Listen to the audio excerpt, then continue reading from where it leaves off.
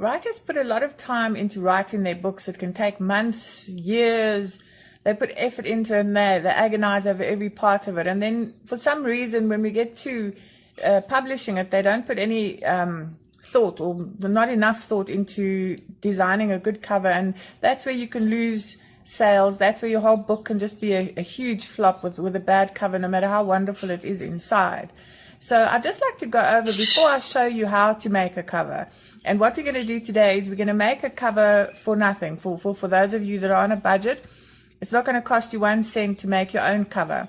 Covers can cost anything from $50 up to $500 and more, sometimes, for original artworks. So it's something to think about. But there's a reason for that. Cover design is an actual art. It's an art form.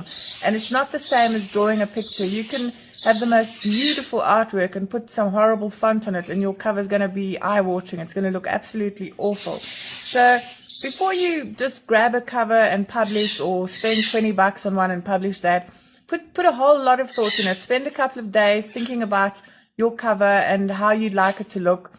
And then obviously the first step is have a look at books that are already published. And remember that even if you look at BookTube, I mean, all the youngsters these days that are reading books, they are collectors. They collect paperback books. Not everybody reads on Kindle, even though most of us do.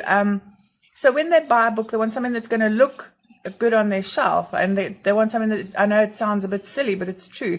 They don't want a book that looks horrible. When they're reading something, they want it to be an attractive book. So here we go. I'm going to just show you some of my old books. I don't have any new books because these days I only read on Kindle, or on Kindle for PC.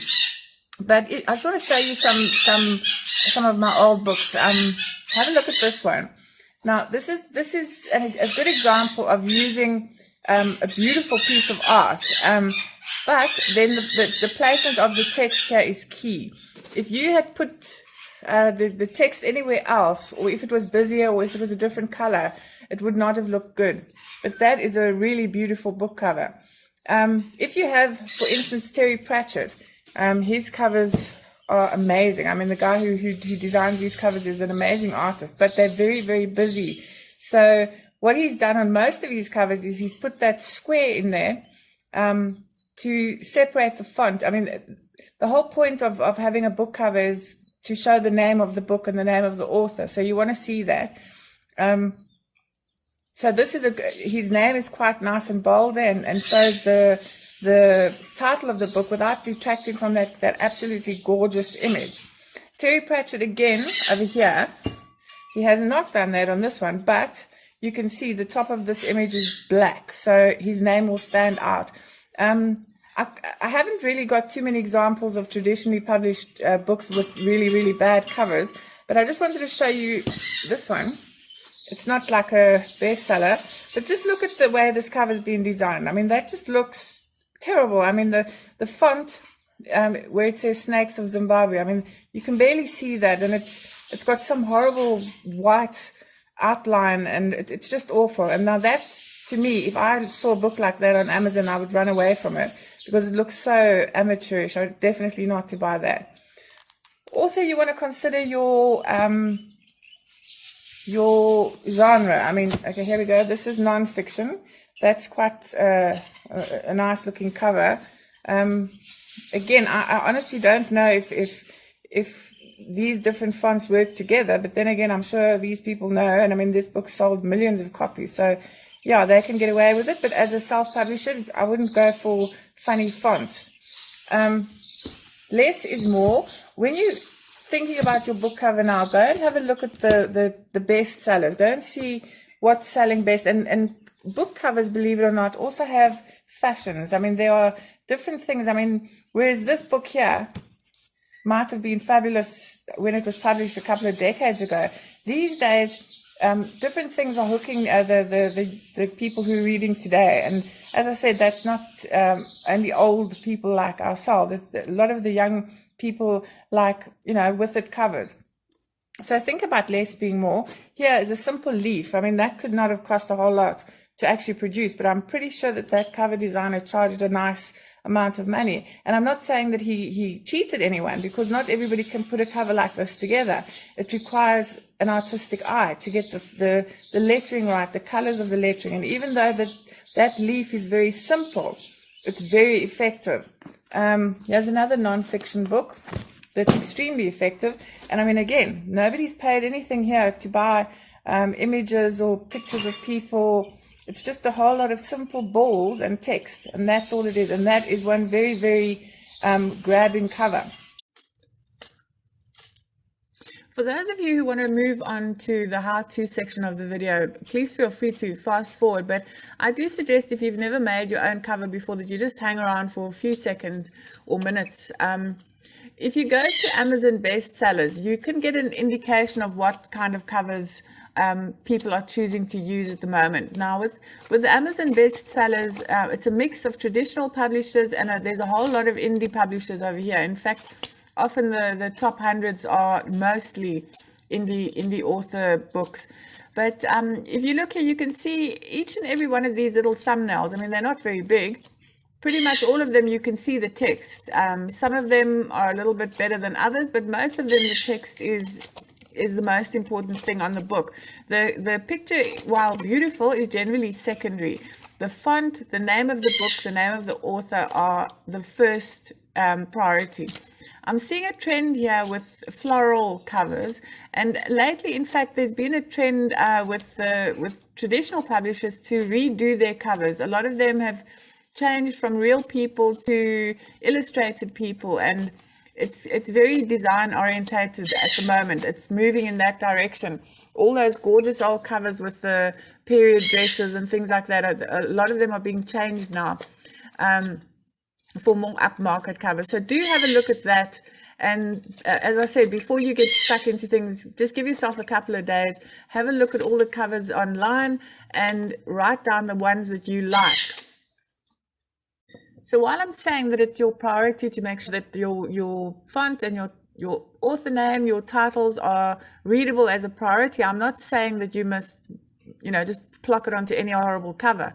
But what I would like to mention is it's a good idea to try and be as individual as you can. I mean, stock photos, as you can see here, I mean, these are all big name authors, and the covers are so similar. In many cases, the designers, and these are top designers that are charging top dollar for these cover designs, they're buying the same stock photos and they're just putting them in different positions. As you can see, they're like, zooming in or zooming out or putting a different background.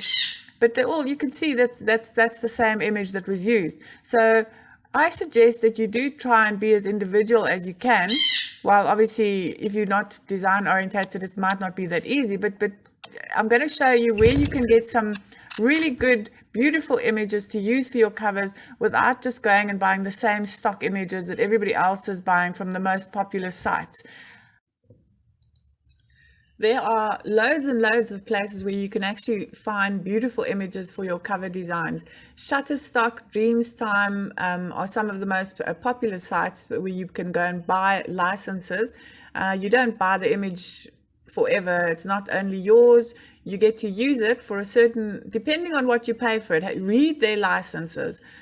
Sometimes your payment will, you're allowed to have up to 10,000 downloads of your book. If you sell more than that, you've got to pay more. So if you think maybe that's, you're going to sell 20,000, you might want to pay a little bit more. But again, at that point, you can go and pay the extra. You don't have to pay it to begin with. I would like to say that when you are using a recognizable human on your cover design, make sure that you buy it from a reputable site like Shutterstock or Dreamtime or one of those places. Don't ever use a free image of a person. Stay well away from children, especially. If a person can be recognized in the photograph, don't use it. Even if it says free download, sure, use it for editorial content on your blog. But never ever, don't use it for commercial use on a book or anything else that you're planning on selling without a proper license that you've paid for. Here we go. If you look at Pixabay is one of the very many free sites where you can get the most wonderful high resolution images, and there are literally thousands and thousands and thousands. But yeah, I'm just showing you there's a lot of people on these sites, and Just because it says, yes, sure, you could use them, that doesn't mean you should. Definitely don't use people from free sites unless they're completely unrecognizable. As I don't know how you'd make them unrecognizable, but just don't use people unless you've paid for the pictures. But without having to use people, there are many images here, even science fiction images. Do have a look when you download the picture, how many times it's been downloaded before. If it's like, I guarantee you quite a lot of these downloads are done by cover designers who then sell the covers that they've made using these images. So once again, you want to get a low download rate. You want something that's not just being downloaded tens of thousands of times. Try and get something unique for your book. But as I said, there's another site called Unsplash. There's various sites. So do look around, take your time. This could take days, it takes hours, but it's worth doing. Quite a few authors using Canva to make their ebook cover designs, which is wonderful if you don't feel like taking on the whole, making your own cover from scratch. But making your cover from scratch is not that hard. And looking at Canva, I would imagine that a lot of indie authors are using the same images here once again, which is not something I think is wonderful. Also have a look at their licensing arrangements here. You'll see that a lot of the images that they use come from Pixabay and from Pixels, and they encourage you to read those licenses when you use one of the images on Canva. So before you just download something, and some of them are free, not all of them are free. Some of them on Canva you do have to pay to have the watermark removed, but it is another option for those of you who don't feel that you want to try and do all the layering and the fronting yourself. Subject of fonts, I recommend that you just Google font squirrel and have a look at their fonts for extra ones that you don't have on your computer. Once again, look at their licenses. Some of them require attribution, some of them require payment, but there's a whole lot that are completely free to use without any sort of attribution required or payment. Once again, with copyright, fonts, pictures, everything, make sure that you know exactly what you have, what you're dealing with before you use it on anything that you're going to sell commercially. But Font Squirrel really is wonderful, and even though you do have a nice variety of fonts on your computer, they might not be suitable for book cover. Plus there's a nice extra variety on Font Squirrel that you can have a look at. Once you've collected your pictures that you want to use for your cover design and your fonts, and you've written down all your ideas, I suggest if you have Photoshop, then use that, or GIMP. If you have that and you know how to use it, then use that. If not, download paint.net, which you just Google that name. It's a free, very simple to use piece of software that you can use to make covers and various other things once you've got used to it. But just for simplicity's sake, I'm just going to show you exactly how to use it for this cover. So open it up, and you'll see it's a very simple interface. It's got your tools on the left. It's got all the lists of things you can use at the top. Very simple, very self-explanatory. So to begin with, we're going to have a look at our rows, because firstly, we're going to design a cover for Amazon. And Amazon requires their covers to be 2,560 pixels high and 1,600 wide. So make sure that all the images you're going to use will fit into a cover that size. So this rose is a little bit big, so we're going to resize it. And basically on the little box here, just make sure that it maintains the aspect ratio on this, because you don't want a bent rose. And the only thing you really have to change here is the width. So you're going to change that to 1,600 pixels, which is the width of your Amazon ebook cover. And you'll see it automatically adjusts the height. I like to leave the resolution at 300 at this point. You can change it later when you upload if you want a lower resolution, but I like to keep it at 300 so we can use this for the paperback as well.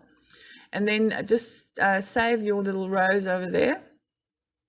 And you'll see that it gives you option to save as PaintNet. Don't do that. Save it as a JPEG file. Ask you if you want to flatten it. Say yes, flatten it, and there you go. Next step, we're going to make this a very simple cover. So we're going to make a new background for it. So just click on File, New, and then we're going to just click in Amazon size over there, which is 1,600 wide and 2,560 high, resolution of 300, and then just click OK. And then that'll give you your basic ebook cover size. Very easy to adjust for draft to digital or Apple or whatever you want to do later. But let's just start with Amazon. And yeah, so it's taking a bit of time. There you go. Just click in your 300 to keep the resolution high to begin with, and click OK. Right, so now you don't really, I mean, I'm going to use a very plain backing here. This entire cover is very plain because, I mean, it takes hours to make even the simplest of book covers. So we want to keep this simple. It's just to show you how to do it, not what to do. So once you've got your basic background, you want to make a color. So click on layers. You want a new layer. You could also click on in the little layers folder there. You could click on the plus sign. So now we have a new layer, and we want to fill the background with black. So click on your bucket tool over there. It's already on black because that's your font that you generally use, so we're not going to change that. So just click on your left mouse button there, and you've now got a black background. If you don't want a black background, you can just click in the little circle there at the bottom and it'll change. You can just pick as you like, but we're going to stick to black. So there we have our basic background for this cover, and we want to save it. I suggest you save each step of the way, and then you won't lose anything and have to go back from the beginning. So I'm just going to save this as background, and once again you'll see you can save it as paint.net, which basically saves all your layers as you leave them, but we don't need to do that at this point. So just save it as a JPEG again, and just click flatten. Yeah, do you want to flatten? Yes, thank you very much. There you go. Okay, now we want to import our rows. So you go to your layers ribbon at the top ribbon of there, just click on layers. So we're not adding a layer now, we're going to import a layer, we're going to bring the rows in. So when you get to layers, you'll see there's all sorts of different things you can do to specific layers. You can flip them and rotate them, but we want to import one. So we're going to import our rows. Just double click on that. Now it's there. You can use the handles to resize it. You can twist it around. You can make it as small or as big as you want it to be, and position it anywhere you want on the page using that little plus sign over there. Just click on it and drag. Right, there we have our rows. Just going to position it nicely over here. And that stem looks a little bit out of place. So if you look to the left over there on your toolbar, you'll see a little eraser sign. Just click on that, and then in the top ribbon you'll see brush width, so you can make your eraser a lot bigger or a little bigger. See, there it's not much bigger, so go back in there and make it big enough so that you can see a circle when you go onto the page. Then just rub out that little, slowly, if you're not used to it, just rub out the little stem, so you've just got the rows by itself. And then now while you're on this layer, another interesting thing you could do, you can actually change the opacity, which means you can make the rows more see-through by clicking on the little spanner. If you look at the layers box to the right there, you'll see a little spanner icon in the bottom right hand corner. Just click on that and it'll bring up the little box over there, and then you can change the opacity from 255 to anything you want, but we're not going to do that. We're going to take it back up to 255. Now have a look at the mode, and you'll see, just play with this. You don't need to know anything about design to have fun with this. Depending on your background color, it'll either change or it'll disappear. You can see different effects. The glow effect on this one is quite nice.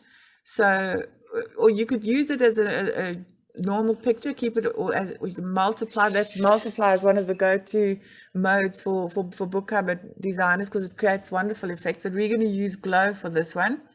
And basically there you have your background now. We just need to add a font. So save this. Again, you'll see you've got an option to save as paint.net. Rather save at this point as a JPEG file, and then just flatten it again. There we go, JPEG, and save it, flatten it, and it'll save it for you. And then when you reopen paint.net, when you're ready to do your author name and book name, you'll see there's your basic cover looking all neat and tidy. Now, to use fonts, you'll want to add a layer. You can either use the layer button in the top ribbon over there or in the little bottom layer box. So you'll see when your new layer arrives, because you'll see it in your little layer box on the right hand side over there. It'll say layer 2. Then you click on the text button in your toolbox, just the T over there, and you'll see at the top it says it's on Calibri at the moment, size 12. So now obviously our black background, you're not going to see black, so just choose a different color, a lighter color. We're going to go for white here for the moment, and we'll just make up a name for this book, which will be The Rose. We'll just call it The Rose, seeing as it's a rose. Okay, there you go. Now that's really small, so go up to your size and just mess around with the size. Don't change the font yet until you've got it more or less where you want it to be. So there you go, you've got the row. Now we're going to have a look at a font. So with a basic background like this, you can actually have quite a fancy font for your title. So play around with the fonts, change them. Each time you pick a new font, it'll change. If you like one, write it down, the name of it, that is. And then go up and down, and you'll see there, that's quite a nice font, but there's quite a few of these fonts. The sort of Allure is also very nice. And then if you want to change the color, you go down into the little circle over there on your left once you've finished playing with the position of it, and you can pick any color. So just because it's a black background doesn't mean it has to be snow white. You can make it like a pastel color, which also looks quite nice there but I wouldn't go for purple or blue, but I'm just showing you that that's what you can do. With the fonts, you can't change the size of your font or the shape of your font or the color. You can't change anything about that font on that layer. So when you're ready to do your next, your author name or something like that, you'll need to create a new layer for that. So there you go. You can see we're now on layer 3 and we've got a different font. When you've got such a fancy font like the one you've used for the title, you don't want to use that all over your book. So with this book, I'm going to show you the difference. Rather than have all this hectic script all over which is not going to look good, I promise you. Some people have tried that, it doesn't look good. If you've got one fancy font used, then don't use plain fonts for everything else. And that's what we're going to do here. So there you've got your author name, which is very nice and plain. And now if you want to do a bit of a blurb at the bottom, again, use a different layer and obviously change the size of your font. You can change the size, the color, whatever you want. And you can see I've left space at the bottom. If you don't want to have a blurb, obviously you could have a bigger author name. You could have it in bold. You could move it down, but obviously with the ebook, it doesn't matter where the title's positioned, but it's nice to keep your ebook cover and your paperback cover looking fairly similar to each other. So there you go. Once you've got your little blurb in at the bottom, you can put something at the top. I've left space for that as well. And then I've just put this made up sentence here from the best-selling author of Fern Valley, but you can obviously put anything you want. And you can see that's a fairly decent little cover that you now have, which hasn't cost you anything whatsoever. But before I close with this, fonts are, some people, I don't have the right eye, but just do have a look and always remember that less is more. If you're going to use one fancy thing, keep the rest basic. Right, so now we're going to just save this, and there you have your Amazon ebook cover.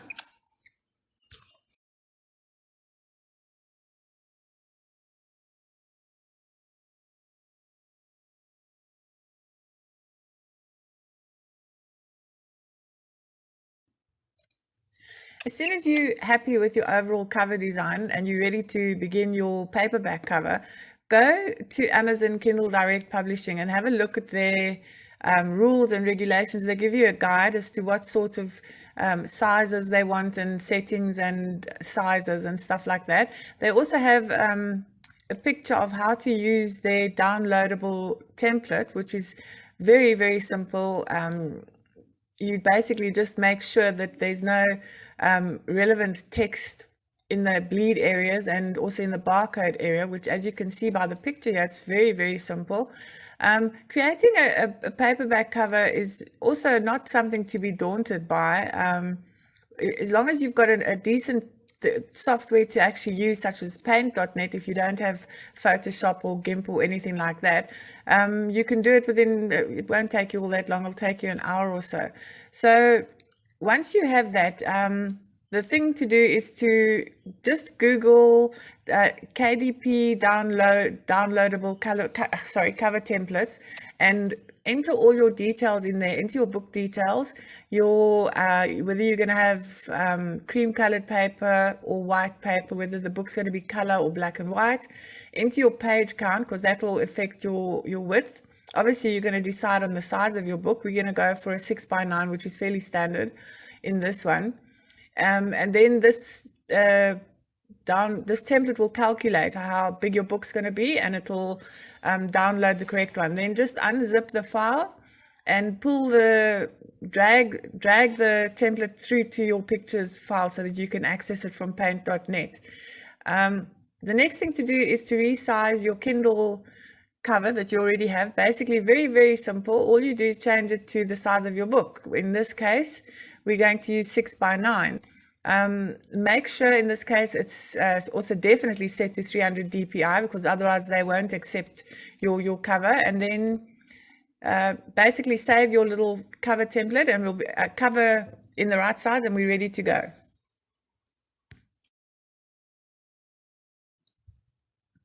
Once you've downloaded your zipped file from Amazon with your cover template in it, open it up and then extract the PNG file, pull it out into your pictures folder or into your temporary folder within your pictures folder, because you won't be able to access it from the downloads folder.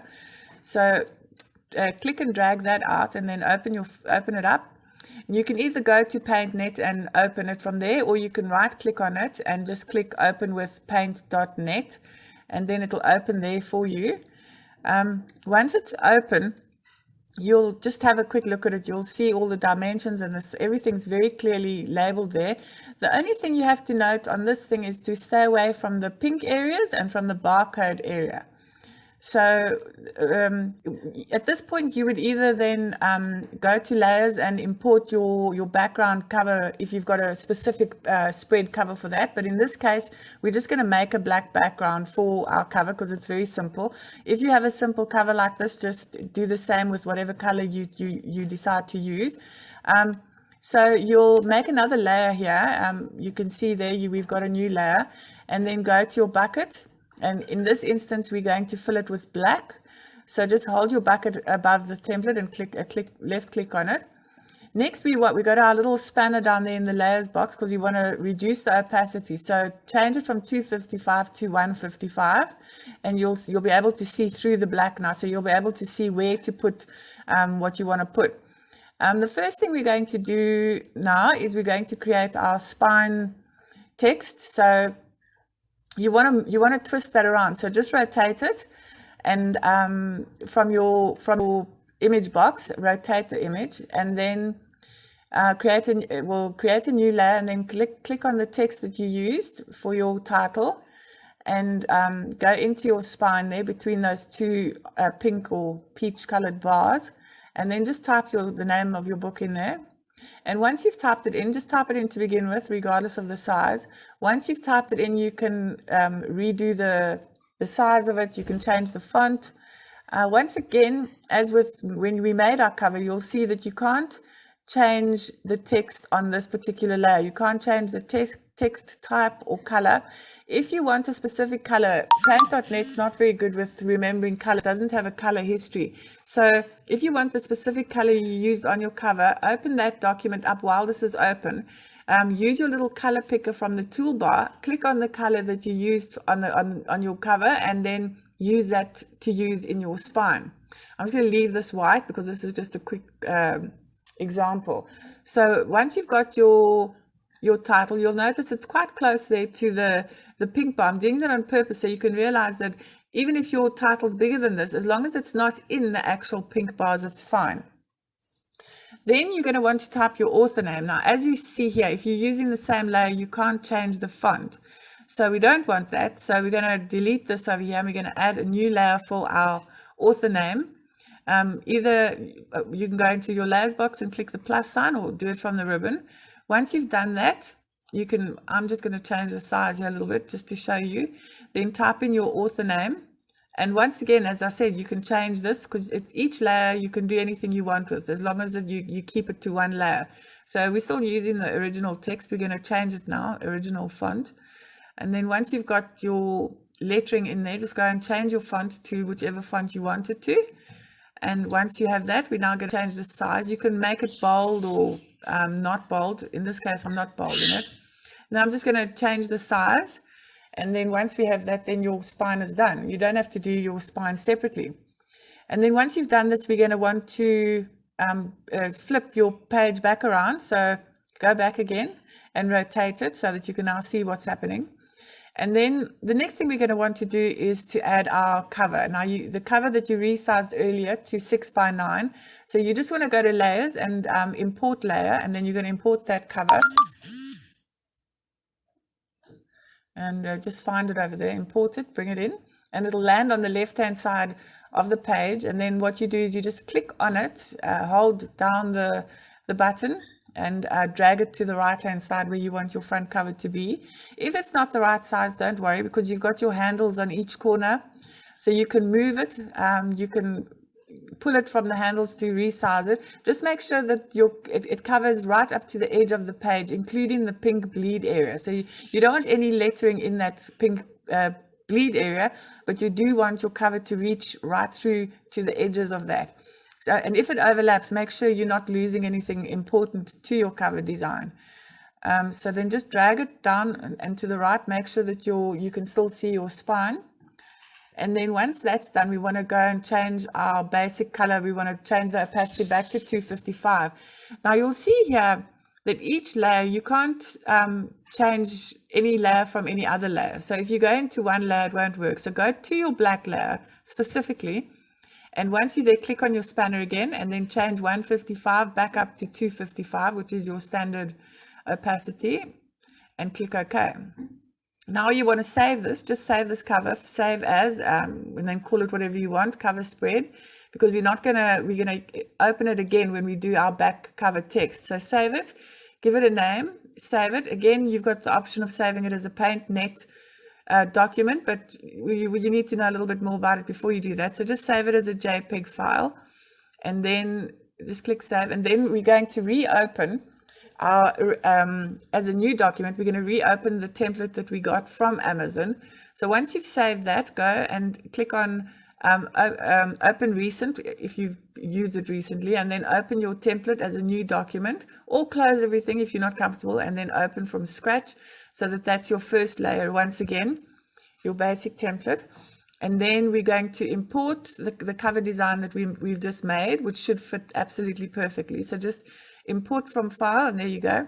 Now we want to reduce the opacity of this again so we can see where the bleed lines are. So take it down to 155 and click OK. And then once you've done that, you just type in your text. You'll see the only things to avoid here, as I said, was the barcode and the pink bleed area. So on this back cover, you can put your blurb. You can put a few reviews if you have any for the book. You can put information of previous books that you've written. You could also put your author photo on there. Same corner, it looks quite nice. And then once you've done all of that, you just go back into your spanner and you bring up the opacity back to 255, and it'll bring everything back to black, and you'll be ready to save it, and you'll be ready to either save as a PDF or use Amazon's cover designer to get your cover loaded onto KDP. And basically that's it. As I said, once you've got your opacity back up, make sure you go to the correct layer and click on change 155 to 255, click OK, and there you have your cover. And it's as simple as that. Just either export as PDF or save as PDF.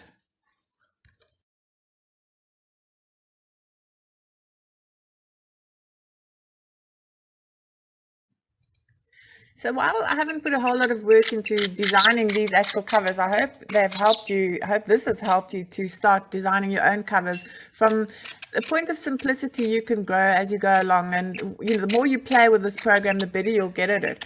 You don't have to use a single layer as we did here with the rose. You can use multiple layers. As you can see the cover here, this is multiple layers and the work of quite some time, apart from the title and the author name, which is basically just placeholder text. More hours would go in arranging the fonts for a cover like this. So if you have any questions, do ask in the comments below. And good luck with all your cover designs. Please do subscribe to this channel. I hope to be posting regularly soon. Well, I think hopefully once every 2 weeks is my aim. And if there's anything you specifically like to see, please do also make a note in the comments below. And once you've hit the subscribe button, hit the little bell button as well, so that you can be notified every time I upload. Thank you. Bye.